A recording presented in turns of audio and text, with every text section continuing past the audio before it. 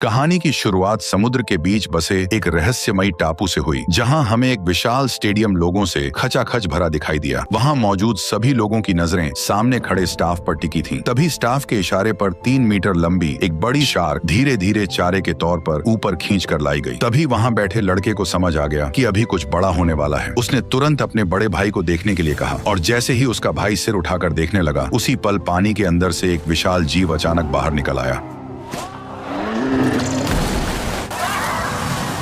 ठीक उसी पल देखने वाला प्लेटफॉर्म अचानक धीरे धीरे नीचे जमीन के अंदर उतरने लगा। दरअसल यहाँ एक और भी ज्यादा खतरनाक शो उनका इंतजार कर रहा था। जैसे ही प्लेटफॉर्म नीचे पहुंचा, तब वही विशाल जीव अब बिल्कुल सामने साफ दिखाई देने लगा, जिससे वहां मौजूद लोगों की एक्साइटमेंट और बढ़ गई। तभी जोरदार तालियों के बीच उस बड़े से जीव ने, जिसका नाम मोसासॉरस था, एक ही झटके में शार्क को पूरा निगल लिया। दरअसल भविष्य की दुनिया में एक टेक कंपनी ने जीन टेक्नोलॉजी की मदद से डायनासोरों को दोबारा जिंदा कर दिया था और पैसा कमाने के लिए उन्होंने पूरा एक आइलैंड खरीद लिया था। फिर सारे डायनासोर उसी आइलैंड पर रखे गए और उसी जगह को जुरासिक वर्ल्ड पार्क में बदल दिया गया। डायनासोरों की वजह से यह आइलैंड बहुत जल्दी दुनिया का सबसे बड़ा टूरिस्ट स्पॉट बन गया। हर साल यहाँ छुट्टियां मनाने आने वाले लोगों की संख्या करोड़ों में पहुंच गई। लेकिन 20 साल तक सब सुरक्षित चलने के बाद डायनासोर लोगों के लिए बिल्कुल चिड़ियाघर के हाथियों जैसे हो गए, जिससे अब लोगों को उनमें पहले जैसा इंटरेस्ट नहीं रहा। इसलिए गिरती कमाई और बढ़ते खर्च को रोकने के लिए डॉक्टर वू की टीम ने अलग अलग जानवरों के जीन मिलाकर एक नया मॉन्स्टर डायनासोर बनाया, जिसका बेहद सीधा और डरावना नाम इंडोमिनस रेक्स रखा गया, जिसे लोगों का इंटरेस्ट बढ़ाने के लिए तैयार किया गया था। लेकिन किसी को अंदाजा नहीं था कि यही डायनासोर पूरे पार्क के लिए सबसे बड़ी मुसीबत बनने वाला है। उसी समय पार्क का मालिक इंडोमिनस रेक्स को देखने पहुंचा। तब पता चला कि यह डायनासोर उम्मीद से ज्यादा बड़ा और बेहद चालाक है, जो कई बार कांच तोड़कर भागने की कोशिश कर चुका है। उसकी खतरनाक समझ देखकर मालिक घबरा गया और सिक्योरिटी चेक के लिए रिटायर हो चुके नेवी ट्रेनर ओवेन को बुलाया। दरअसल ओवेन पहले नेवी में काम कर चुका था और रिटायर होने के बाद उसे यहाँ डायनासोर को ट्रेन करने की जिम्मेदारी दी गई थी। इस समय वह रैप्टर एरिया में काम कर रहा था, जहाँ वो नेवी ट्रेनिंग में सीखे एक्सपीरियंस से रैप्टरों को कंट्रोल करने की कोशिश कर रहा था। और हैरानी की बात यह थी कि वो उन खतरनाक रैप्टरों को कंट्रोल कर पा रहा था। लेकिन तभी एक हादसा हो गया। जब नया फीडर एक छोटे सुअर को पकड़ने की कोशिश कर रहा था, उसी दौरान एक रैप्टर ने उसे झपटकर सीधे जू के अंदर खींच लिया और अगले ही पल वहाँ मौजूद सभी रैप्टरों का ध्यान उसी कर्मचारी पर टिक गया। और अब हालात ऐसे बन गए कि वह किसी भी पल रैप्टरों का शिकार बन सकता था। तभी खतरे की उस घड़ी में ओवेन ने तुरंत जू का गेट खोल दिया और तेजी से अंदर दौड़कर उस नए कर्मचारी के सामने खड़ा हो गया और रैप्टरों को पीछे हटने के लिए लगातार कमांड देने लगा।